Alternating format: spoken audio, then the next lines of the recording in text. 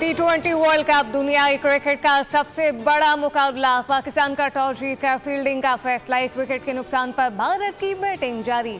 मुकाबले के लिए पाकिस्तान की टीम में कोई तब्दीली नहीं की गई। टाकरे में बारिश की मुदाखलत का इम्कान भी काफ़ी हद तक कम। कप्तान सलमान अली आगा कहते हैं कि भारत को कम टोटल पर महदूद करने की कोशिश करेंगे। बहुत अच्छी तरह से अंदाज़ा है कि ऐसी पिचेस पर कैसे खेला जाता है।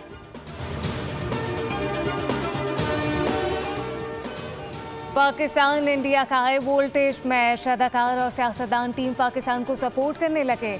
अदाकार गुलाम मोहिउद्दीन कहते हैं कि पाकिस्तान की जीत के लिए माहौल अच्छा है, जीत पाकिस्तान की होगी। सीनियर सियासतदान नसरीन जलील का कौमी टीम के लिए नए ख्वाहिशात का इज़हार कहा कि अच्छा खेलें, भारत को हराएं।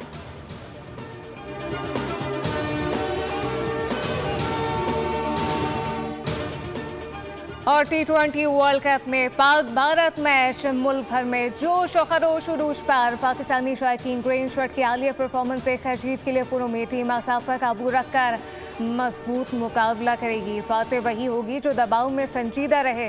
मैच शायकीन के लिए सनसनीखेज और फैसला कुन होगा।